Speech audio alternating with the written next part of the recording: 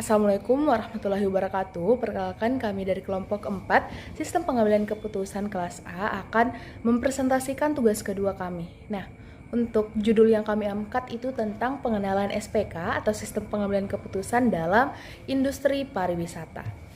Nah, sebelumnya kita harus mengenal bagaimana sih SPK ini dalam industri pariwisata. SPK digunakan dalam industri pariwisata untuk membantu wisatawan memilih destinasi berdasarkan faktor seperti cuaca, budget, popularitas, dan aktivitas yang tersedia. Agen perjalanan dapat menggunakan SPK berbasis kecerdasan buatan untuk mengumpulkan data dari ulasan wisatawan, kondisi cuaca, dan tren perjalanan terkini. Dengan SPK, calon wisatawan dapat memasukkan preferensi mereka dan sistem akan merekomendasikan destinasi yang paling sesuai. Selanjutnya saya akan menjelaskan terkait peran pada basis data, model analitis, dan juga antarmuka pengguna. Nah, yang pertama basis data. Jadi peran pada basis data, yang pertama itu basis data mengumpulkan informasi dari berbagai sumber. Contohnya itu seperti website perjalanan, media sosial, dan juga ulasan para wisatawan. Dan yang kedua itu basis data juga dapat menyimpan data terkait harga tiket, cuaca, popularitas destinasi, dan juga preferensi para wisatawan. Nah, itu peran terkait basis data. Dan selanjutnya itu ada yang namanya model analitis. Jadi, peran pada model analitis ini, jadi model analitis itu menggunakan algoritma pemrosesan data. Dan fungsinya itu agar menganalisis faktor seperti budget, musim liburan, dan juga aktivitas favorit para wisatawan. Dan model analitis juga ini dapat menyaring pilihan yang relevan berdasarkan preferensi para pengguna. Dan yang terakhir itu ada yang namanya antarmuka pengguna.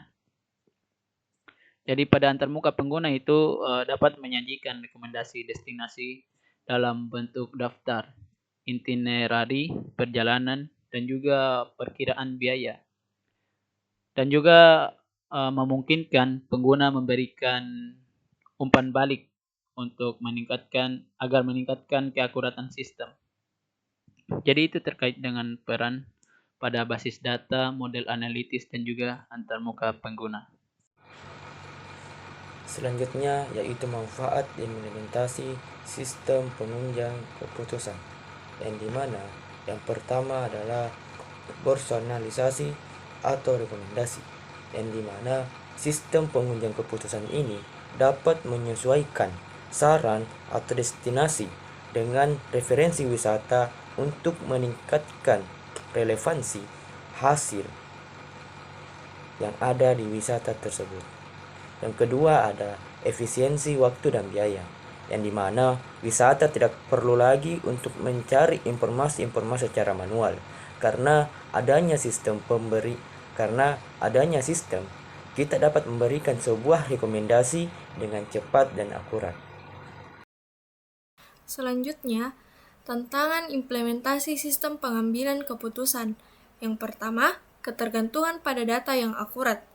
Jika data tidak diperbarui atau kurang akurat, rekomendasi bisa menjadi tidak relevan.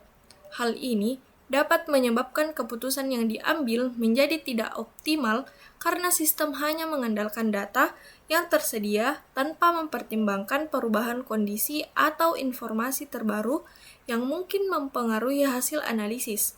Dan yang kedua, kurangnya faktor subjektif. Sistem pengambilan keputusan hanya mengandalkan data dan algoritma tanpa mempertimbangkan faktor emosional dalam pengambilan keputusan wisatawan, di mana keputusan wisatawan seringkali dipengaruhi oleh preferensi pribadi, pengalaman sebelumnya, atau perasaan yang tidak dapat sepenuhnya diukur oleh data, sehingga rekomendasi yang diberikan sistem mungkin terasa personal atau tidak sesuai dengan ekspektasi individu. Nah, baik, selanjutnya yaitu kesimpulan di mana SPK atau sistem pendukung keputusan memiliki peran penting dalam industri pariwisata karena dapat meningkatkan efisiensi pencarian destinasi dan pengalaman pengguna, di mana SPK memanfaatkan basis data yang luas untuk mengumpulkan informasi dari berbagai sumber sehingga dapat merekomendasikan dan mengefisiensikan waktu serta biaya bagi wisatawan. Kemudian sehingga SPK ini dapat disebut memiliki dampak yang signifikan bagi industri pariwisata. Mungkin sekian dari presentasi kelompok kami, kurang lebihnya mohon dimaafkan. Wabillahi taufiq wal hidayah. Wassalamualaikum warahmatullahi wabarakatuh.